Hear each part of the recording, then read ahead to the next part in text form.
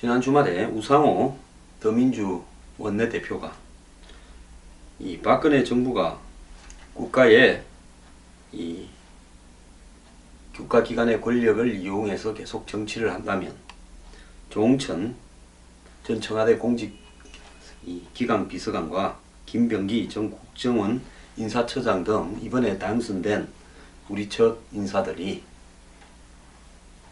박근혜 정부 내부에 대해서 많이 알고 있으니 이건 순전히 과로해서 제 말입니다.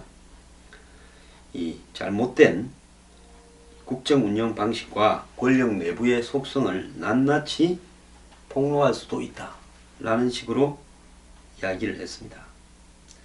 자, 다음날 이 구체적으로 들은 거는 없다라고 이렇게 발을 뺐지만은 결국은 이 박정권이 우리 말을 안 들으면 터뜨리겠다는 겁니다. 자, 잘못된 걸 알았다면 박정권이 말을 듣거나 안 듣거나 관계없이 국민을 위해서 터뜨려야지요. 그러지 않습니까? 세상에 이런 뭡니까? 무슨 제비족이 간통한 여자를 협박해서 돈을 뜯어낼 때 네가 돈을 안 내면 니하고의 관계를 터뜨리겠다. 이렇게 협박하는 거하고 뭐가 다릅니까? 자, 국익을 위해서 공개하는 게 도움이 될 정도로 잘못된 국가 권력기관과의 정권과의 유착이 있다면 당당히 터뜨리고요. 들은 게 없으면 이런 말을 하지 말아야지요. 무슨 시작하자마자부터 이런 과거의 운동권식 속성을 드러내면서 이런 폭로를 합니까? 오늘 그 우상호 원내대표는 조홍천, 김병기 발언에 대해서 많은 것을 알고 있다고 발언한 것은 박근혜 대통령이 좀 더 소통하고 국민의 목소리를 귀담아 듣고 너무 공작적 차원에서 정치에 관여하지 마라 이런 취지로 충고한 거다라고 이야기했습니다. 야당의 원내대표로 당연히 해야 될 말을 한 게 아니냐. 자, 첫날 그래 말했다가 들은 바 없다 하다가 오늘은 라디오 나와서 해야 될 말을 했다고 이야기하고 있는 겁니다. 자, 그는 박 대통령을 향해 지난 총선 이전까지 얼마나 오만하고 일반통행시급 국정 운영을 했느냐고 반문하면서 권력기관을 활용해서, 여기에서 권력기관이라면 국정원, 청와대 등이겠죠. 얼마나 정치적으로 이런저런 걱정들을 하게끔 많이 했냐 이런 이야기입니다. 자, 그러면서 문고리 3인방이나 십상시 같은 일이 반복되면 그때는 실상을 알리겠다는 어떤 경고의 의미냐라는 진행자의 질문에 그렇다라고 대답한 뒤 초점은 폭로의 협박에 있는 것이 아니고 국정 운영 방식을 바꿔달라는 데 있다 이렇게 이야기를 했습니다. 자, 그러면서 김종인 대표의 입장에 대해서는 이 개혁적인 중도 보수까지 포함하는 그런 정당이 되었을 때 집권할 수 있기 때문에 합리적인 중도 인사와 잘 지내는 모양을 보여야 된다. 자, 그래서 서로 간에 협조할 수 있으니까 걱정 안 해도 된다. 술자리도 수차례 자기 정치 입문 전에 김종인 대표와 한 바도 있다. 그래서 개인적으로 스타일을 알기 때문에 호흡이 잘 맞을 거고 이렇게 대선 과정에서 역할이 있을 거다. 이렇게 이야기를 했다고 합니다. 자, 계속 김종인 대표 활용하겠다는 입장을 또 보이고 있습니다. 한편으로는 이렇게 청와대를 겨냥해서 박 대통령을 겨냥해서 칼날을 휘두르면서 다른 한편으로는 김종인 대표는 어쨌든 달래서 끝까지 끌고 가 보겠다라고 하고 있습니다. 양손에 떡을 쥐겠다 이렇게 하고 있는데요. 잘 될지 모르겠습니다. 자, 그런데 우상호 원내대표 이 아는 게 있으면요 까든가 까지 못할 말은 하지 말든가. 즉 세상에서요 정치권에 일어나는 수많은 일들을 알고 있는 사람은 많습니다. 근데 그 중에 극히 일부만 드러나고 나머지 대부분은 묻혀버립니다. 국민들은 정치의 끝으로 나오는 일부만을 빙산의 일각만을 알 뿐이고 나머지 부분은 잘 모르고 대부분 다 넘어가게 됩니다. 그런데 빙산 밑에 있는 부분이 마치 거대한 것처럼 이야기했으면 이 부분을 가지고 예를 들어서 정부, 대통령, 여당을 압박해서 길을 죽여서 위에 칼자루를 잡고 가겠다. 이런 속셈이 모양인데요. 그것은 이 의도도 순수하지 않고 한마디로 발언 자체의 어떤 배경도 순수하지 않습니다. 자, 까세요. 뭐가 그렇게 많은지. 자, 그렇게 잘못되어 가는 게 있으면 가서 국민들 앞에 알려야 될 거고. 그러지 않습니까? 이런 건달 뒷골목식 정치 행태는 보이지 말기를 바랍니다. 그것이 그래도 아주 젊은 사람이 원내대표가 되었고 운동권 출신 핵심이 됐는데 국민들이 가지는 우려를 조금이라도 씻는 방법 아니겠습니까? 제가 우상호 오늘 범친노라고 하니까 어떤 분이 제 블로그에 댓글을 길게 달아서 우상호는 민평년 출신이고 친노라고 볼 수 없고 어쩌고 저쩌고 하면서 그렇게 예단해서 내부 사정을 모르면서 말하지 말아라고 하는데요. 제가 이런 방송에서 세세하게 더민주당의 국회의원들의 계보와 정치 행적을 낱낱이 설명하는 게 목적이 아니라 범운동권적 속성을 가진 사람은 대체로 진노의 어떤 정치적 속성과 일치하는 행보를 보여왔고 본인이 진노로 자처하거나 자처하지 않거나에 관계없이 우리가 진노 스타일로 부르는 류의 정치를 하기 쉽다라는 부분을 이야기한 겁니다. 자, 이런 것이 결국은 천박한 운동권적 속성의 일단을 드러낸 게 아니겠습니까? 제가 그런 거 폭로하지 말라고 이야기한 게 아니에요. 폭로해서 국민들이 알아야 될 부분이 있고 중대한 어떤 잘못을 국가기관과 권력 핵심이 저지르고 있다면 폭로를 하라 말입니다. 그리고 폭로해서 폭로한 내용에 대해서 정확하게 책임을 지라는 것이고 그걸 갖다가 말 안 들으면 폭로하겠다 하다가 이제 들은 게 없다라고 이야기하는 식으로 한마디로 흥신소 조사 대상처럼 이야기하지는 말하는 겁니다. 그건 국회의원이나 제1당으로서 해야 될 이야기가 아니지 않습니까? 자, 지금 전대 학생회장 출신 86그룹이 더민주당의 중심이 된다. 여기 보면 제 후배도 있고 제 아는 사람들도 있고 운동권들이 보면 이번에 상당히 많이 들어갔습니다.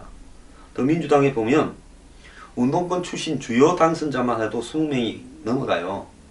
전체적으로 본다 그러면 운동권 숫자가 한 5, 60명 가량은 더민주당에 들어있을 걸로 보입니다. 전대 한 총련 출신만 한 20명 가까이 된다는 이야기입니다. 자, 이런 상황 속에서 지금 이제 국회가 정지되어 가고 있습니다. 박지원 국민의당 원내대표는 국회의장, 법사위원장은 1당 2당이 나누어 맡자. 대대로 이 여당이 맡아온 운영위원장까지도 내어놔라고 이야기를 하고 있습니다. 근데 과연 운영위원장 자리를 내어줄 수 있을지 의문입니다. 그리고 더민주당의 지금 원내대표단, 원내대표단이라고 부르는 것은 원내대표가 있고 그 다음에 이 원내 부대표들이 쭉 있습니다. 그리고 수석 부원내대표가 있고요.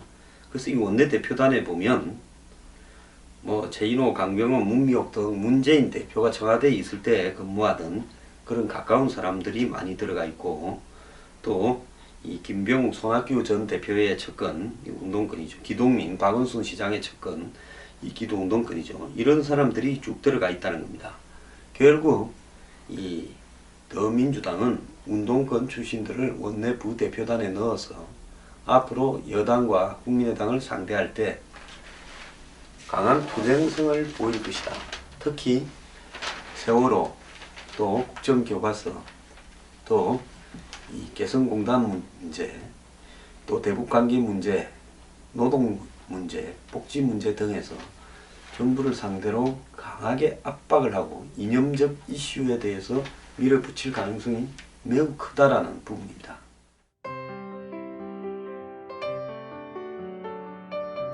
뉴스 브리핑은 저나 미래경영연구소 혼자만 하는 것이 아니라 대중들의 힘으로 정론 방송을 만들어가기 위한 일종의 국민 계몽운동이라 생각하고 있습니다.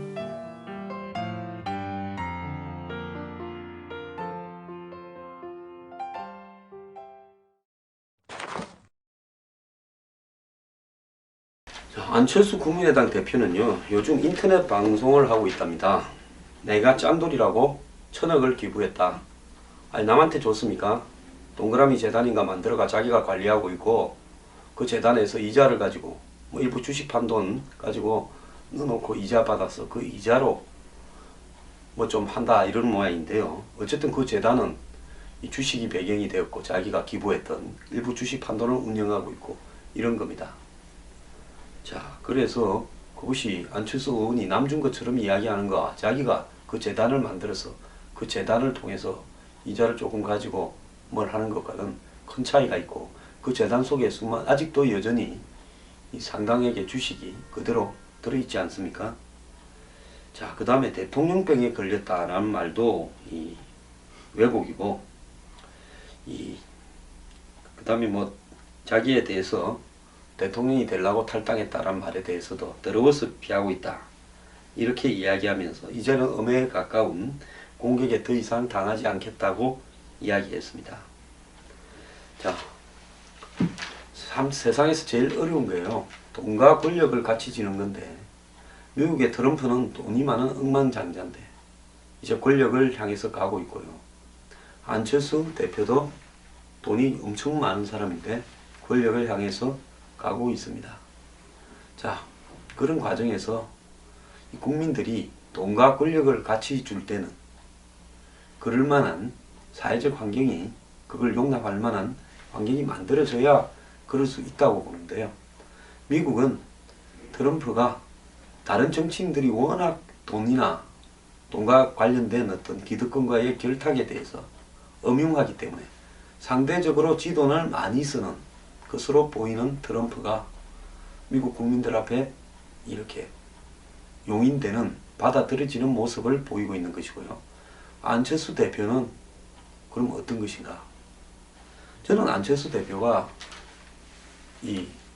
정말로 정치를 잘하기 위해서는 진심으로 충고를 하는 부분인데요. 자기의 주식을 다 처분을 해서 한마디로 자신의 정치적 주요한 결정 행위에 따라서 사실상 자기가 오너인 회사의 주식이 흔들리는 모양새에서 벗어나는 것이 핵심이라고 봅니다. 그렇지 않고 정치와 주식 가격의 연동을 계속 병행해 간다는 것은 어떤 행태로든 안철수 의원이 이야기하는 새정치의 가치에는 맞지 않다, 이래 봅니다. 한편 안철수 대표는 정부가 제재만으로 북한의 핵무기 개발을 봉쇄할 수 있다고 하는 것은 근본적으로 재검토돼야 된다, 이런 이야기를 했습니다. 오늘 아마 최고위원회에서 이런 이야기를 한 모양인데요. 자, 제재로는 핵무기 개발을 막을 수 없기 때문에 실효성이 있는 다른 대안을 합의를 해내야 되지 않겠냐, 이런 모양인데요. 이미 육자회담 틀에서 북의 핵개발의 중단에 대한 합의가 이루어졌다면서 중단된 9.19 육자회담을 이끌어낸 그 합의를 어떻게 복원할 것인지 좀 고민해야 된다. 제재와 함께 대화와 협상을 병행해야 된다. 그러면서 또 박주선 최고위원 등도 이 북한과 대화를 계속해야지 이렇게 계속 이렇게 봉쇄작전으로 가다가는 앞으로 이 한반도 정책에서 한국이 배제될 수 있다. 즉 북한하고 미국하고 직접 대화하는 양식으로 갈 수 있다. 전쟁 중에도 대화가 필요하다. 뭐 이런 이야기를 했습니다. 자, 안철수 대표요. 이미 핵 개발을 다 했는데 뭔 놈의 핵 개발을 갖다가 대화로 막을 수 있다고 이야기를 합니까? 북한은 핵을 개발했으니까 우리 핵을 인정해 주라. 인정해 주면 우리가 다른 나라들이 다 핵을 없앤다면 우리도 없애줄게 라는 하나만한 이야기를 하고 있는 마당에, 자, 대화와 협상을 병행해야 된다. 자, 대화와 협상으로 북한이 핵을 포기할 것 같습니까? 세상에 물정을 조금이라도 아는 사람들은 이 부분에서 지금 북한이 핵을 포기할 가능성은 제로고요. 핵을 바탕으로 우리가 사고 안 치려면 우리한테 조공을 해라, 이야기 아니겠습니까? 자, 안철수 대표가요, 뭐 인터넷 방송을 통해서 자신의 어떤 여러 가지 하고 싶은 이야기들을 털어놓는데, 제가 안철수 대표한테 드리고 싶은 이야기는 이제 정치 완지 한 5년쯤 되면 최소한의 상식과 비상식의 구별 문제는 좀 알고 이야기를 해야 된다. 북한의 핵개발은 이미 끝났고 핵개발을 절대로 포기하지 않는다라는 것이 북한의 입장이고, 북한이 지금 하는 것은 핵을 가지고 있는 핵을 이제 외국에다가 실제로 쏘아서 먼저 핵폭탄을 발사할 수 있는 능력을 가지기 위해서 소형화 경량화하고 장거리 미사일을 개발하고, 또 한국과 미국이 하고 있는 미사일 방어를 무너뜨리기 위해서, 또 한국도 순식간에 핵의 대상에서 공격 대상에서 속수무책으로 당할 수밖에 없도록 만들기 위해서 언제 어디서 쏠지 모르는 장거리 미사일을 지금 개발하고 있다라는 이야기인 겁니다. 자, 이 마당에서 그런 교과서 같은 하나만한 이야기를 했어야 되겠습니까?